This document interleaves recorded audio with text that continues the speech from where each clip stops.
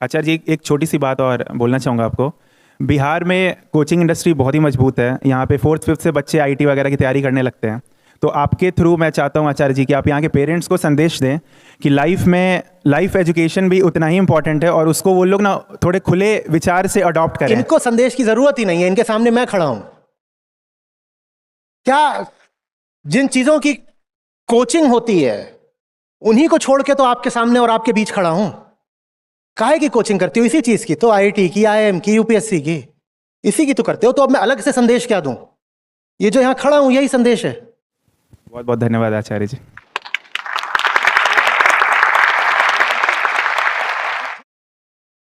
क्या अभी तो 10 ही बजा है, इसको तो इनको तो मुझे पता होता है कि सत्र तब मेरे लिए आनंदपूर्ण रहा है और आपके लिए भी मूल्यवर्धक रहा है जब मुझे कोई और आकर बताए कि 3.5 घंटे बीत गए। मुझे फुर्सत ही ना हो घड़ी गिनने की भी। तब तब आश्वस्ति रहती है कि आज जो हुआ उसमें मेरे लिए आनंद और आपके लिए मूल्य था।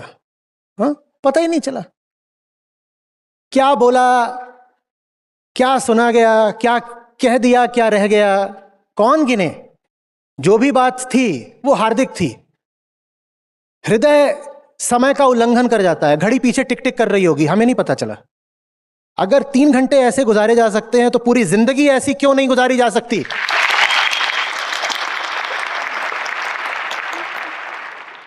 बोलो अब। प्रणाम आचार्य जी, मेरा नाम नंदिनी है। मेरा सवाल ये था, हम सब जो बिहार के यूथ हैं, लगभग जो यहाँ पे गवर्नमेंट एग्ज़ाम की तैयारी कर रहे हैं, उन जो लोग यहाँ पे बहुत टाइम से, ये हब भी है गांधी मैदान के आसपास का सारा एरिया, मैक्सिमम लोग यहाँ पे स्टूडेंट होंगे। सर, सब लोग यहाँ पे मैक्सिमम गवर्नमेंट एग्ज़ाम का तैयारी कर रहे हैं और हम लोग के पास और कोई ऑप्शन इसलिए भी नहीं है क्योंकि इस समय हम लोग जब अपने 20s 30s में मतलब तैयारी कर रहे थे, उस समय इतना एजुकेशन सिस्टम इतना अपडेटेड नहीं था जितना अभी ऑप्शंस हैं। हमारे जो 11th 12th के बच्चे लोग हैं उन लोग के पास अभी ऑप्शन है, बट जब हम लोग तैयारी कर रहे थे और पढ़ रहे थे अंडर ग्रेजुएट्स लोग, तो उतना ऑप्शन नहीं था सर। तो हम लोग के पास कोई ऑप्शन नहीं बचता है सिवाय गवर्नमेंट एग्जाम की तैयारी करने के लिए कि हम लोग आगे का फ्यूचर क्या होगा। हमारे पेरेंट्स के भी मन में वही है, चाहे लड़की हो चाहे लड़का, गवर्नमेंट एग्जाम की तैयारी करो। बिहार यूपी में रिलेटिवली ये ज़्यादा है और इसके चक्कर में यहाँ के यूथ सर बहुत टाइम अपना वेस्ट कर चुके हैं और हमारे पास कोई ऑप्शंस भी नहीं है। कोई ऑप्शंस नहीं है, बड़ी मजबूरी है सर हम लोग के पास कोई टेक्निकल डिग्री नहीं रही, जिस कारण से अभी अगर यदि कोई नया स्टार्ट करें कुछ नया कोर्स करने का, तो सर इतना सपोर्ट भी नहीं मिलता है घर से कि आप कुछ इतना पैसा लगा के कोई टेक्निकल डिग्री। कैसी बातें कर रहे हो? आपको क्या ईमानदारी से ये नहीं पूछना चाहिए कि कहीं ऐसा तो नहीं कि दूसरे विकल्प हैं, पर हमारे दिमाग में कुछ ऐसा बैठा है जो उन दूसरे विकल्पों को स्वीकार नहीं करना चाहता? मैं पूछ रहा हूँ, मुझे नहीं मालूम, मैं तो पूछ रहा हूँ। बेशक है सर ये, लेकिन है माइंडसेट की गवर्नमेंट एग्जाम के तो लिए ये बोलो ना कि माइंडसेट है, ये मत बोलो मजबूरी है। माइंडसेट है माने फिर तो चुनाव है अपना, आप कुछ भी चुन सकते हो, उसमें कोई क्या करेगा? सर यहाँ पे है ये चीज, ज्यादा लोग बीपीएससी यूपीएससी तो हम उसकी बात करेंगे ना कि ज्यादा लोग यूपीएससी क्यों कर रहे हैं, वो है प्रश्न ना? यही प्रश्न है सर। कि वहां ऐसा क्या मिलता है जो बाकी विकल्पों को ठुकरा के सरकारी परीक्षा के लिए 10-10 साल भी लगाने को तैयार है? क्या मिलता होगा ऐसा?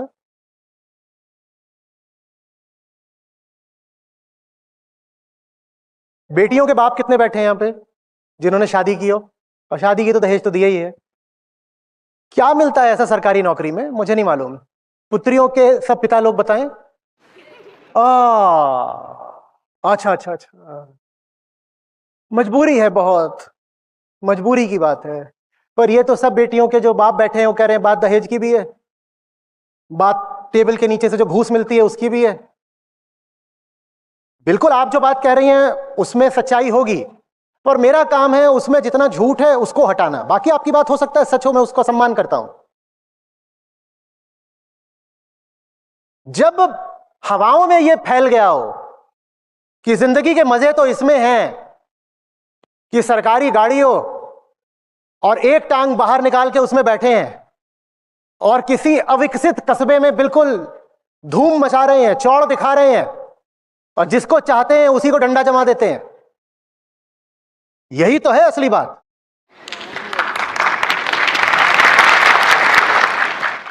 मैं आज जहां रुका हुआ हूं उसके पास में ही मॉल है एक, तो पैदल ही गया अपना देखने के लिए कि हमारे बिहार की हालत क्या है, अच्छा लगा। वहां पे मुझे लोग दिखाई दिए जो कैफे में बैठे हुए लैपटॉप पे काम कर रहे हैं। मैं किताबों की दुकान में गया, वहां पर मैंने कुछ देर बात भी करी लोगों से। अच्छा लगा कि लोग किताबें पढ़ने के लिए उत्सुक हैं। यद्यपि उसी के सामने, जैसे कहा कि उसी के सामने मैं बहुत सारी अशिक्षा गरीबी भी देख रहा था, वो अच्छा नहीं लग रहा था। तो वहां मॉल से मैं पैदल ही वापस लौट रहा था, ऐसे ही साधारण कपड़े पे पैदल ही। पहले निकली एक लैंड क्रूजर होटल के अंदर, उसके बाद निकली फॉर्च्यूनर, उसके बाद निकली इनोवा। और मतलब इन्होंने मुझे मार नहीं दिया, ये बड़ी बात है। कोई नेताजी थे, आगे आगे चल रही थी लैंड क्रूजर, उसके पीछे फॉर्च्यूनर, उसके पीछे इनोवा, तीनों सफेद रंग की, और धंधना के धंग धंग बिल्कुल ऐसे छूते हुए मुझे निकल रहे हैं। अब ये सब मेहनत की नौकरी, एंटरप्रेन्योरशिप या प्राइवेट में कहां मिलेगा, कहां मिलेगा? और यही संस्कार बन गए हो, यही जीवन का आदर्श बन गया हो कि ऐसे हो जाए बिल्कुल कि जलवा रहे हमारा, गाड़ी निकले बिल्कुल दंदनाती हुई, सायरन बजाती हुई, और सब आते जातों को ठोक दो, गिरा दो, धमका दो, कम से कम डर के रहे और ऐसे करें, अरे अरे अरे अरे बड़े बाबू हैं, सरकारी आदमी है या नेता हैं। अगर यही उच्चतम आदर्श बन गया हो किसी स्थान का, तो वो जगह प्रगति कैसे करेगी, कैसे करेगी बोलो? उसके बाद नेताजी और उनका जो पूरा काफिला है, अब होटल में एक घुसने का द्वार है जहां मेटल डिटेक्टर है, ठीक है ना, जहां पर आपकी फ्रिस्किंग भी होती है। बुरा लग रहा है वो, कह रहा है मेरे प्रांत की बदनामी ना करो। एक मेटल डिटेक्टर है, वहां फ्रिस्किंग भी होती है, और दूसरा एग्जिट गेट है। एग्जिट गेट बड़ा सा है, एंट्री पतला सा है, ताकि उसमें से एक एक करके आप घुसे और आपकी पूरी जांच हो, उसके बाद ही आप अंदर आएंगे। नेताजी या जो भी थे, वो मैं नहीं जानता कौन थे, ऐसे कोई स्थानीय व्यक्ति थे, कोई बहुत बड़े भी, ऐसा कुछ नहीं, वो एग्जिट गेट से अंदर घुस रहे हैं पूरा अपना काफिला लेकर के। और काफिले में शायद कुछ सरकारी लोग भी थे। कहीं ऐसा तो नहीं कि सरकारी नौकरी के आकर्षणों में एक आकर्षण ये भी है? मुझे नहीं मालूम, मैं पूछ रहा हूं, मैं तो बस पूछ रहा हूं।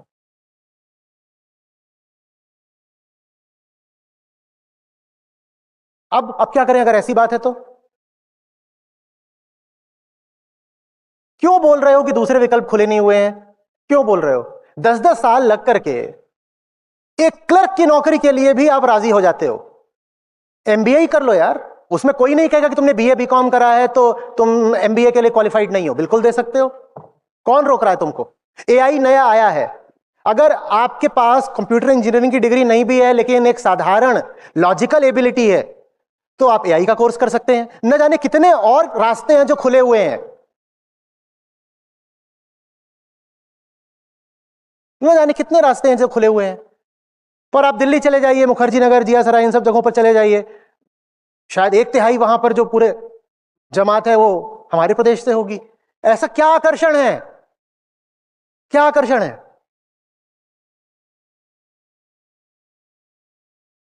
सरकार आज के समय में जेनरेटिव नहीं होती है, डिस्ट्रीब्यूटिव होती है। माने बनाती वो कुछ नहीं है, बनाने का समय तब था जब कुछ पीएसयू वगैरह होते थे, जहां उत्पादन होता था, वो सब बंद हो गया। आज सरकार डिस्ट्रीब्यूटिव होती है, वेलफेयर स्टेट है ना। तो पूरी सरकारी व्यवस्था के हाथ में जो टैक्स पेयर है, करदाता, उसका पैसा होता है, और उसके हाथ में वो पैसा होता है कि डिस्ट्रीब्यूट करो। बस यही आकर्षण है। मेरे पास पैसा आएगा, मेरे पास डिस्क्रिशनरी पावर भी रहेंगे, तो उसमें से हो सकता है कि कुछ नहीं, मैं आरोप नहीं लगा रहा, मैं सवाल पूछ रहा हूं।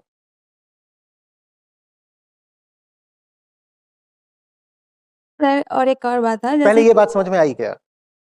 आई सर, इस क्या? चीज से सर कैसे इस लोग का सोच बदलेगा कि मतलब कैसे इस चीज को बदला जाए कि सरकारी नौकरी सब कुछ नहीं है? इतनी आसानी से मिल कहां रही है सरकारी नौकरी? देखो ना कि आरओआई क्या है, देखो कि उससे कम मेहनत में कहीं बेहतर विकल्प मौजूद हैं। क्या करोगे वहां पर जाकर के? वैसा कुछ नहीं है जैसा कि पुश्तों ने बताया है कि सरकारी बाबू बन जाओगे तो ये हो जाएगा, वो हो जाएगा। बहुत ग्लैमराइज किया जाता है सर, इस चीज बहुत को ग्लैमराइज भी किया जाता है सर। और ये कौन ग्लैमराइज खड़ा है कह रहे सरकारी नौकरी में बड़ा ग्लैमर है, इधर कम है क्या? नहीं नहीं नहीं नहीं, बिल्कुल नहीं सर। जिन स्टूडेंट्स का सरकारी नौकरियों के लिए आप जान देते हो,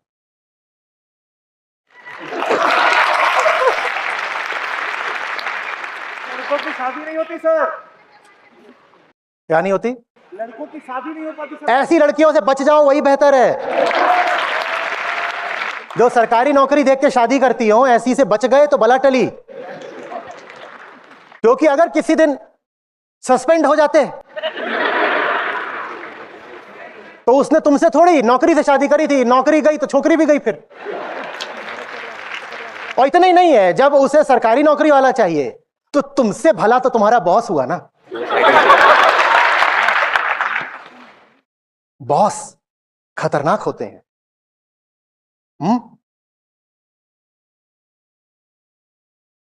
क्या हो गया? आप समझ गई हैं या जा रही हैं? क्या हुआ?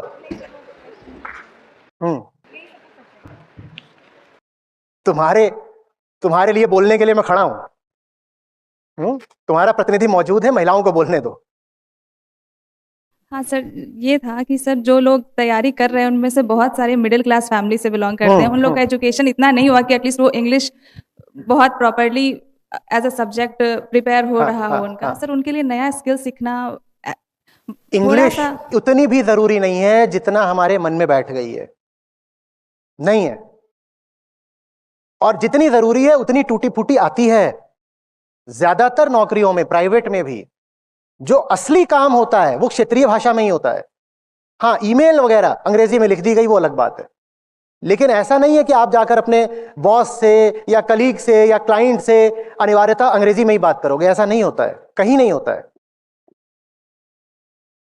आपको मानसिक तौर पर और विकल्पों को खोजने की जरूरत है। समस्या यह नहीं है कि विकल्प मौजूद नहीं है, विकल्प हैं और बेहतर विकल्प है। ठीक है, अपने आप को बांध के मत रखिए। और मुझे सरकारी नौकरी से कोई आपत्ति नहीं है, लेकिन उससे जो आपको आसक्ति है वो गड़बड़ बात है। अरे ठीक है, कुछ अगर हो रहा है, आसानी से मिल रहा है और आपको दिख रहा है कि काम भी अच्छा है और जच भी रहा है तो करिए, पर उसके लिए आप 5 साल 10 साल लगा रही हैं और कह रही हैं मैं मजबूर हूं, कुछ और नहीं कर सकती, ये बात ठीक नहीं है। ठीक है, थैंक यू सर।